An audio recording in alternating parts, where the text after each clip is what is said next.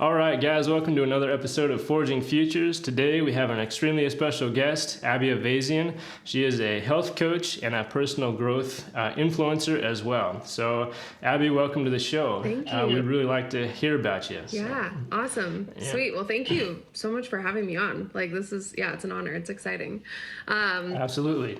I'm a health coach. I do all online health coaching. It's kind of a newer industry, which is awesome. But pretty much I do personal training, health coaching, and mindset coaching all in one. And it's all remote. So I work with people all over the country. It's pretty cool. Wow. That's amazing. So do you do online classes, or how does that work remote? So I have a software set up that I can send them workouts, and there's a little video that shows them exactly how to do the workout, the movement, full description of explaining form, because obviously that's the main thing that most people are kind of worried about. It's well, if I don't have a personal trainer in the gym watching me, how do I know if what I'm doing is the right thing? So I have a whole software that does that for them so that they know exactly what to do. And then obviously nutrition is 80% of getting results. So that's really where we hone in, is just helping people figure out what to eat, when to eat, the right amount to eat for their body and their goals. And then once we do that, we get full nutrition breakdowns, so meal plans, grocery lists, whatever they need to succeed. It's all super hands-on and one-on-one, so each client experience is vastly different, but that's kind of the rundown. And then obviously a lot of mindset work, because dieting is an emotional journey for most people. And so we like to figure out how to get the foundations really adjusted so that it's a forever change, not just a temporary change. Wow, that's pretty cool. So how did you get into all of this? What drew you to it? Yeah, so I always kind of knew I wanted to own a business at some point. I had no idea what. I didn't go to college out of high school. So I started working in sales for an online company. It was literally just something that I found on Indeed. I just found this online sales job. I was like, sure, let's do it. It was high ticket online sales. So this guy, he was a business coach. His offer was $10,000. And it was basically my job to drum up conversations through his social media channels with people and eventually hopefully get them on a sales call and somehow or another get them to buy this $10,000 program, which was pretty wild. Wow. So it was pretty cool. It taught me so much about humans, interaction. My dog is on the bed, so if you see them, pardon me. It taught me so much about how to really sell from a place of wanting to give. And so that was how I got into the online space, which is pretty awesome. Wow. I worked with him for 2 years, and he kind of moved into helping personal trainers go online. So that was his whole wheelhouse. And as a kid, I was pretty overweight. And so I was like, you know what? I've always been a dieter. I've always had to research this and know about it. And so it was just the one thing I knew a little bit more about than anything else. And I was like, if these people can move their personal training business online and make millions of dollars, there's no reason I can't go and become certified and do the same thing. So that's kind of where the start came from. Yeah. Wow, that's awesome. Yeah, that sounds like a really good start. It seems like sales, we've had a lot of people on the show that sales is where they started. And yeah, that's awesome. So have you learned a lot through the sales process as far as closing your clients through those big ticket items? Yeah. Oh my gosh, for sure. Closing high ticket is, it's a whole ball game in and of itself, because people, I always like to say, people will fight like hell to stay in their comfort zone. And so as somebody in sales, you have to learn how to help people come to a decision that's logical for them. It makes the most sense for them so that they can overcome that feeling of fear and being afraid to jump in, which is a really interesting thing to have to be able to do for somebody. So it's a whole process in and of itself, Mm-hmm. Wow. Yeah, that's awesome. I'm sure it was especially hard over the phone because it's not as personal, and you're just some stranger, right? Totally. Yeah. Yeah. Wow. Well, and that's the thing too. It's how do you lead with value initially, and learning how to do that and be a human getting somebody to like and trust you in a very short amount of time. I think most of that comes from leading with value, making sure that like you genuinely, at the end of the day, like you have their best interests in mind. And what that really means is like, if you're actually not the person for the job and you really can't help them hit the goal that they want to hit, and that goal is the right goal for them, then you need to like be able to like let it go. And I think that was like a hard thing for me to realize, because I wanted to close every deal. If I have them on the phone, like it's my job to get it done. And when you step back and you realize like I'm actually like I'm a servant first, and I want to make sure I'm serving these people before I'm asking for something in return. I think that's it's a good way to go about it. And that's when I actually became successful in sales, was when I started caring more about their experience and making sure I was serving them more than making sure I got the commission. So yeah, that makes sense. Yeah. So how long do you think it took for you to go from like a novice salesperson, never done a sale before, to learning that you have to provide value and it has to be the right value for the right person? What do you think how long did it take, and what was the switch that flipped for you? It probably took a solid 6 to 8 months for me to really feel like, I'm honestly in this to serve, and to be able to say that from like a genuine place, because they taught me that initially. And I kind of thought I was coming from that perspective because I sent them like a couple of free trainings. I'm like, yeah, I'm serving these people. What do you mean? But truly serving somebody is being okay with them walking away and you not getting a commission, even though you've put so much time and energy in. But yeah, so probably 6 to 8 months. It took a little while. For sure. And it's a skill you have to learn, right? It's like the whole closing process it's a skill, and so that took a little while too. Wow, that's awesome. Yeah, definitely a good skill to learn. And a hard one. Yeah. Seems like it's an emotional roller coaster for most people. So that's pretty cool. So then transitioning into your business, how long did it take you to like decide and start and then get going on that? Yeah, so when I initially was like, this is something I definitely want to at least try, I gave myself like because I kind of had historically I was somebody who would leave a lot of unfinished projects, if you will. Like I would start a lot of things and like kind of do them halfway, and then I'd back out when they got hard. And so I wanted to be sure. And like, I think a lot of young people go through that, where it's like, we start to get into like the online space and there's drop shipping and like, there's so many cool things that you kind of get tangled into. And you're like, ooh, that could make me a quick buck. Like maybe I'll try that. I can just do this on the side for a little while. And then you kind of get into it and you realize this is going to actually take a lot of bandwidth. And once you get there and you realize it's hard, that's when a lot of people quit, right? And I was no different. I did the same thing. So I told myself when I wanted to start this that like, I'm going to give it my all for 5 years. Like I have to do it for 5 years. I can't quit before 5 years is done. But after 5 years, I told myself like, if I just hate the work, it's not something I want to do, I'm not passionate about it, it's not hitting, then at that point I can do something else. But I have to give it like 100% for 5 years and see where it goes. Wow. Yeah. Yeah, that's a big commitment, 5 years. Yeah. Well, and it really, it gives you like a long-term perspective, right? It's like, do I really want to do this? And am I willing to invest time, money, effort? Like it's a long time. So that was cool. And I think that was like an impactful way to go about it. But for the first year, it was a lot of spinning my wheels. I had never worked that hard in my life for anything. So I think just building that work ethic and that tolerance for hard was really difficult for me. I'm an extrovert. I love to be out. I want to like, we're driven by pleasure and fun. It's like, I'm no different. I want to go have fun and I don't want to work for 12 hours a day. So learning initially, like it is going to take that kind of grind. It took me a while to get there.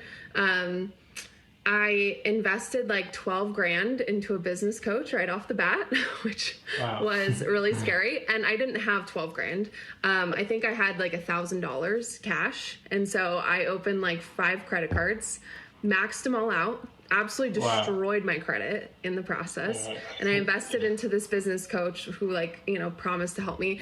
And I literally didn't do like any work when I was in his mastermind, which is pretty crazy. Wow. I've never done this before. I literally was like coming at it at a perspective of like, if I spend this much money, I'm risking everything. Like, I'll make money, you know, I can just kind of sit back. I didn't do any work. So that was a pretty big learning experience for me. And so that was kind of my first year. It was a lot of spinning my wheels. I got a client here, a client there. They got like mediocre results. It was rough for sure, to say the least. So, and at the time I was also bartending to try to pay my bills. So that was cool. Okay. After the first year, I was like, this isn't working. Like, it's been a year, the needle hasn't moved. Like, something has to change. And so obviously I had to take like a pretty hard look at myself and like, am I really working as hard as I think I am? Am I really putting it all out there? Like, what can I do better? And so I hired another coach. I hired a life coach, and that was actually really impactful because it really got down to like, what am I doing on a daily basis? And am I really tapping out at the end of the day? Like, am I KO'd by the end of the day? And I wasn't. So it was also just tapping into like, why do I want this so bad? You know, kind of getting down deeper into like my psyche of like, why do I actually want this?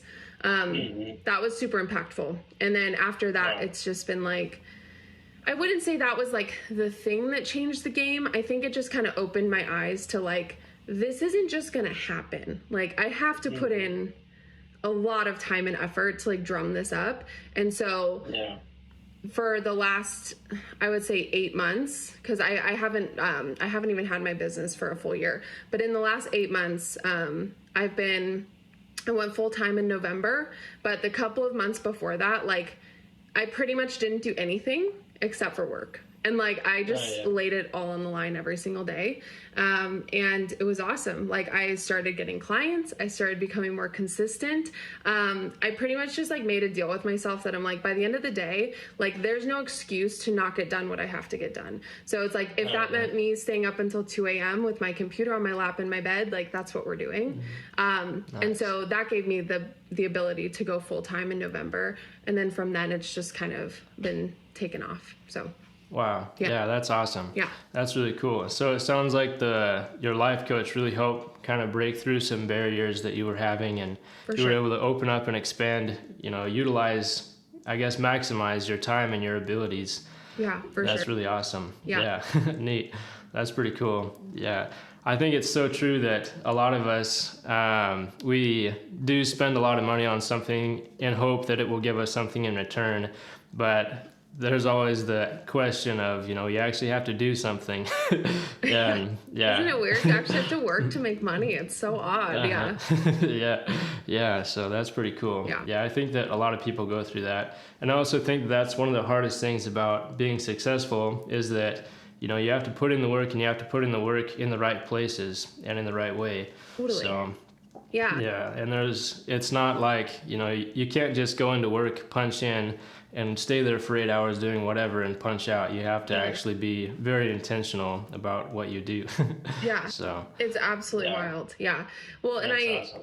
And I always like, I mean, not always, but I thought for a long time, like the way that I want to show up in a day is like, I want to show up and sit at my desk and like literally grind for like 8 hours, 9 hours straight. Like, you know, I'm not like half on my phone for like, you know, for half the day scrolling Instagram. Like, I'm actually working and like moving the needle every single day.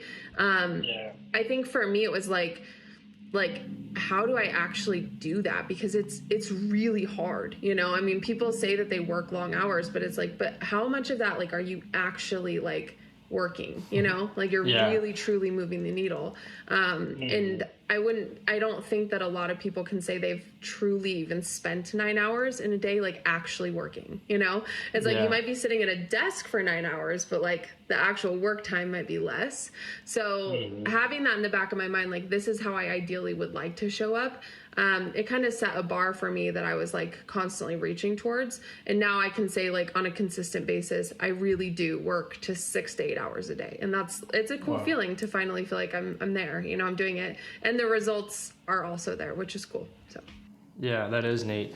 Yeah, and like you said, working, 9 hours, you might not get 9 hours worth of stuff done. You might only get 3 hours worth of stuff done. Yeah. Yeah, so it's a 1-for-1 ratio, it seems like, to where, if you put in the right work, for the right amount of time, you will get the right result back. 100%. And it just compounds on itself over time. So. Yeah, that's awesome. Well, and it helps you, like, you think about your time differently, because you're like, well, if I actually only have 3 or 4 hours of work to do, then I can do that work, and then I can have the rest of my day. Like, and that's awesome. Like, that's an exciting, like, that's why we all become entrepreneurs, right? It's like we want time, money, freedom. So it's like if you can initially learn how to, like, discipline yourself to a point where, like, the hours in your day are actually being utilized really effectively. It's like you do get to a point, like there was a point last month where it's like I had taken on as many clients as I was comfortable taking on, and like, they pretty much pay up front. So I, like, at some point I'm like, all my clients are taken care of. Like, I'm good. And I'm not comfortable taking on any more clients at this point, because I don't think my systems, I think on back end would break, which I'm working on. So it's like, I've got 2 hours of work today, and then the rest of the day, like, is mine. And that was like a cool moment, because I'm like, that's why I'm doing all of this, So it was cool. Yeah. Yeah, that's awesome. Good deal. Yeah. So from the time you started till now, what was kind of the curve of your clientele? Did it grow like super slow, and then once you started putting in a lot of work, it just took off? That's what it sounds like. Is that kind of what happened, or? Yeah, I mean, kind of. I mean, it was a little bit like up and down, and I still would say it's a little up and down, because I don't pay for any marketing at all right now. So everything I do is organic. And basically what that means, like in online terms, is like I'm just like posting on Facebook, posting on Instagram, creating hopefully a connection with the people who do follow me and who interact with my posts, where they feel like I'm talking directly to them, and then they start to reach out to me to create like a different power dynamic. So I don't pay for any ads or marketing at all, which creates a level of inconsistency, because 1 month you might have a bunch of people who reach out, and 1 month it's less, right? So it's not like you can't completely like determine how much you're going to be able to make that month.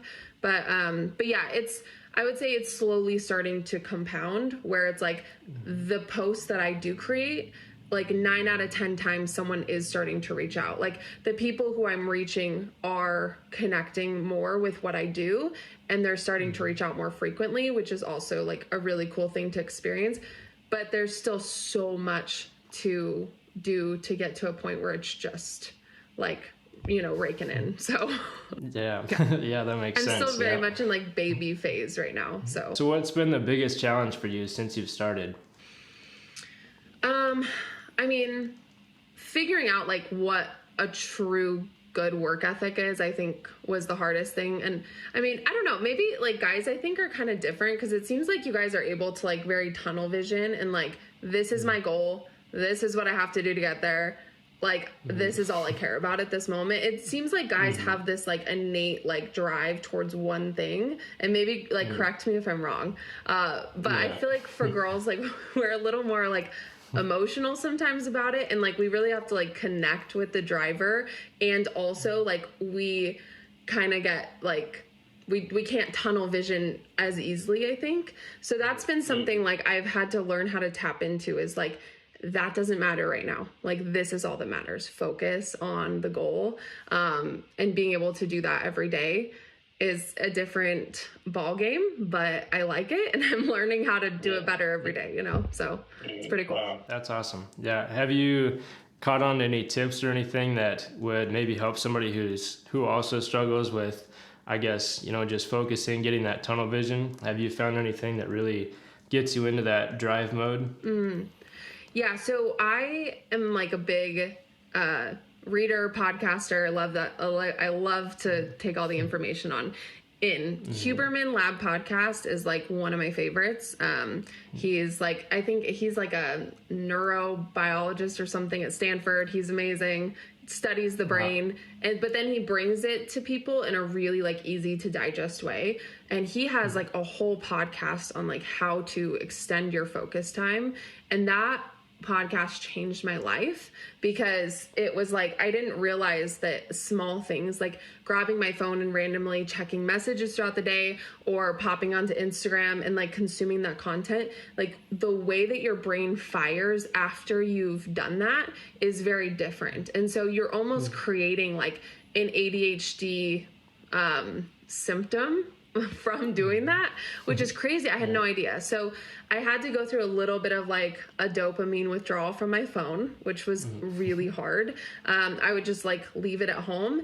And then I had to start writing all of my content like off of Facebook. Whereas before I would get onto Facebook and then write out a post. Whereas like now I write all of my posts in like a Google Doc, so that I don't see something that catches my eye, and then I'm in this rabbit hole of checking things that don't matter, right? So learning how to use my phone as a tool and not allow it to like handicap me during the day with my focus was, I mean, imperative. Like if anyone has a hard time focusing, or they think they may have ADHD, like I highly recommend you look at that podcast, because it was super impactful. And he gives a lot of good tips in there. So yeah. Right on. Yeah. Sounds like a lot of us need to go on a digital diet too. Yeah. It messes with the, like, so, I mean, yeah, we could go into it all day. It's terrible. That's crazy. Yeah. Yeah. Yeah. I think it's true though. Yeah. So as far as your business goes, what are some of the things, so you bring on clients through your social media organically, and then once they come to you, is there like a warm-up phase where you warm up the leads and then close them, or do you just try to get on a closing call, or how does that work? It really depends on what they're saying when they reach out. I think that really determines like how I go about the conversation. And again, that was the cool part of like working for somebody in sales and doing that for a couple of years, was like I really learned on his dime how to gauge these conversations. So that's cool. But yeah, if somebody comes in and they're just like, you know, oh, Abby, I love your stuff, you know, and they're just kind of admiring what I'm putting out there, or maybe they have a question about something. It's like, I might start to dig a little bit into like, do you have like a pain point? Are you struggling with something specifically? Is there a specific goal you're wanting to hit in a specific timeline? All of those things are really important, because it gauges like, how likely are you to actually sign on with me? Because if it's just something where someone's like, I mean, I'd like to lose 10 pounds, right? That's very different than someone who's like, I'm pre-diabetic, and if I don't get this figured out, like I'm in like some deep hurt. That person is gonna buy, you know? And like, because there's so much pain to dig up. The person who's like, I mean, I'd feel a little better with 10 pounds off. It's like, you know, and also my coaching isn't cheap. It's like, it's not like $200 a month. You know what I mean? It's like, this is like high ticket one-to-one coaching. So it's a little bit of like a different clientele that I'm looking for. But yeah. Wow. Nice. Yeah. Would you say you have a specific niche, or is it just kind of to anyone who's interested, or do you do any targeting, anything like that? Originally it's kind of counterproductive, but I didn't want to super niche down, just because I was like, I don't want to turn anyone away. I was kind of more, especially when I started, I was more like, who is like naturally going to attract to me?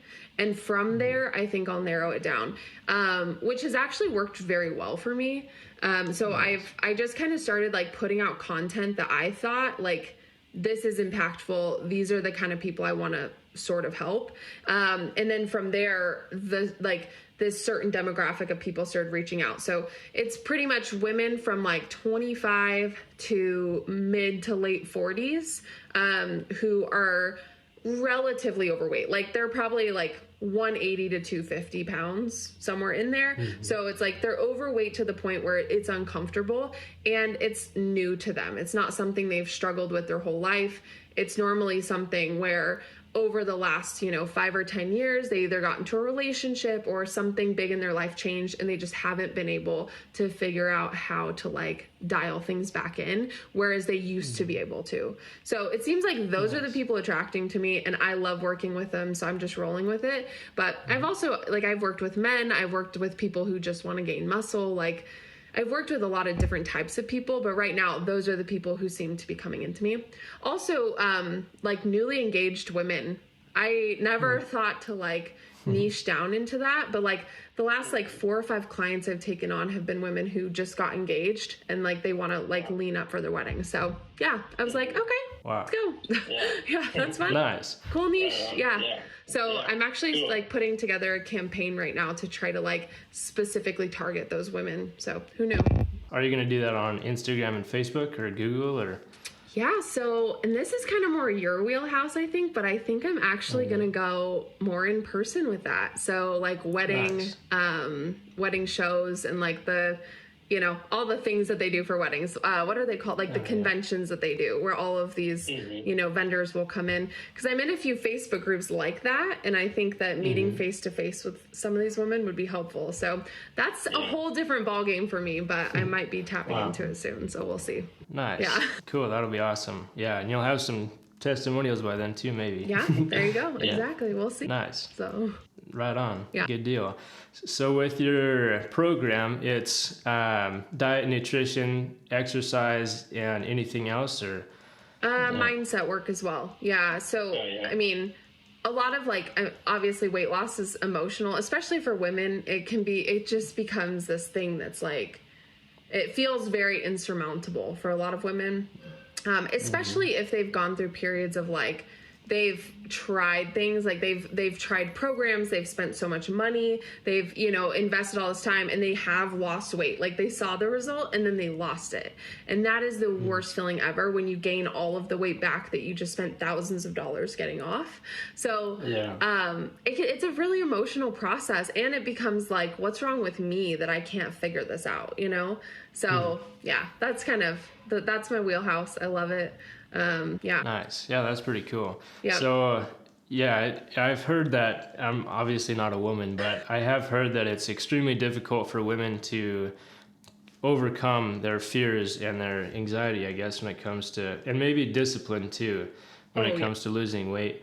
What are some of the things that you do to help them with that? Yeah, I mean, consistency is massive. That is the main place I think most women have a really hard time, getting that down, because especially we're just emotional beings, and throughout the month we obviously have this roller coaster of emotions that happens every single month. And so there'll be a point where women are very consistent, they're driven, they're dialed, they're this is all I care about, they have that tunnel vision and they can get into that. And then a week later they're getting tired, they're this is exhausting. Another week later they are emotional, and we're getting into this whole season of just everything is falling apart. And then we go into a season of just kind of screw it, I don't care anymore. And that's normally when we go into kind of this binging phase. And so a lot of women get into this cycle, and it sucks. So biggest way to break that is we have to have pattern breaks. And that looks different for every woman. It really depends on who you are, what your main challenges are, when what does that cycle look like? Is this something that happens weekly for you, monthly, every couple of days? It really depends. But one of the main things I do is I have a morning formula, and this is something I practice myself too. I think everyone should have something like this, but it's basically just something that you keep in front of yourself every single morning. Can be physical, can be on your computer. I like digital, obviously. I'm all about the convenience. But it's basically just a Google Doc, and it has your goals, what you're working for weekly, monthly, quarterly. It just has your entire year lined out. And in that, it can be pictures. It really depends on the person, what they like and how they, feel driven. But it's basically just to say hey, this is why I'm working so hard today. And like, this is my goal. This is what I want. You know, when January comes around in 2024, like these are the things I want to say that I accomplished. And I think people forget that. And then when January 2024 comes around, they're like, oh, I'm in the same place, you know? So it's like we want to pattern break and get that goal in front of their face every single day. So that's like one of the ways, but it really depends on the client and what they're struggling with. So yeah, wow, that's really awesome. Yeah, that's cool. Yeah, it's really neat that you're able to help people with that, because that is a huge struggle, it seems like. And yeah, I think that we all need somebody who can walk us through, because it's not very easy. Not very many people can do it on their own. So that's cool that you're providing that value. Yeah, totally. It's like, I think like starting your own business and losing weight have a lot of similarities. It seems like it's like just the consistency, the grind every single day, denying yourself things that you love and you want. And it's hard. Like if it was easy, everyone would be walking around with 6-packs and millions of dollars. Right. So there's something in it that's more difficult, and it's just a matter of like tapping into, why do you actually want that? And do you? I think that's a question a lot of people don't ask, is like, what am I not willing to give up to hit my goals? Like my goal is $1 million. Like, what am I not willing to give up to get there? And I think that's like a powerful question to ask. So yeah, definitely. Yeah, no doubt. Yeah. How bad do you want it? What's your why? Yeah, that's really cool. Yeah. So what are your plans for the future with your business? What's the direction that you want to go in with it? Yeah, so Q2, we're ramping up. It's exciting. I have plans for the last couple of quarters. Really, my only goal has been like put cash away, like put more money away. Q2 will be no different. It's still just a matter, because like you just have to have so much cash on hand. And like online business is, you will get into a rat race just like any other business. Like if you have to break the cycle at some point where you're able to pay other people to do the workload that you need to be done to create the capital that you need to come in, right? And so many people aren't willing to take the time to, again, like not touch the nest egg. Like you have to put that treasure chest away for, you know, for what you want to do in the future. So these first couple of quarters, it's literally all about stowing away cash so that I have enough cash on hand to be able to hire certain things out. Because once I start running ads, like that changes the game. But ads, like you're going to be spending $10,000 to $15,000 a month. You know, it's not something you just walk into willy nilly. Like you have to be able to hire somebody who knows what they're doing. You have to be able to put the capital in to actually get enough ad spend to reach the people you need to reach. And then you need the infrastructure on the back end to be able to have people to reach out to all the people who are commenting and liking your posts and interacting with the stuff you're putting out. Because if you don't have that, I mean, like, what are you doing? You know? And then you have to have the sales force to be able to talk to these people, nurture them, bring them into your web, and then fulfill for those clients. So it's a lot of infrastructure. So hopefully by the end of Q2, we'll be closer to that, but we'll see. So, Yeah, like, weight loss, it's a discipline. In order to be able to work in your business, you also need to be able to work on your business, because like you said, you get in that rat race and then it's just a never ending, continuum of the same work and the same result. But if you want to grow, then you have to diversify and break off to work on your business. And that's really when it gets hard, it seems like. Totally. Well, you're in this constant, like I see business owners all the time, like they're in feast or famine, like all the time. And it's just like, you don't want to be in that rat race, because the feast moments are so great and you feel like on top of the world winner. But it's like when the famine comes, you feel like an absolute loser, because you know how much money you had, you know what you could have put away and what you could have built if you would have not treated that as just disposable income, So it's a whole thing. No doubt. Yeah, no doubt. Yeah, lots to learn, that's for sure. For sure. So and this is all like a guess. I mean, I don't know, this is just what I perceive and I see in the market. And I'm like, I think this is how I'm going to do things differently. But maybe next year I'll be very humbled and it'll be a different story. So we'll see. Well, if it goes wrong, you know how to rebuild. And if it doesn't, then you'll be successful. So it's a game. You got to love the game, So yep, that's right. We're here for it. So where can people find you at on social media? We'll link that in the bio too, but. Cool. Yeah. My Instagram is the Abby Lorraine, Abby Lorraine.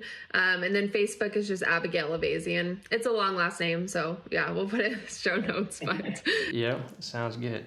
Cool. Yeah. Well, thanks a lot, Abby. That was a great conversation. So. Yeah. Thank you so much for having me on. I appreciate you. It's good to reconnect. Yeah. Yeah. Absolutely. Yeah. So good success to you. Yeah. Thank you. You as well. I'll see you later. Alrighty. Sounds good.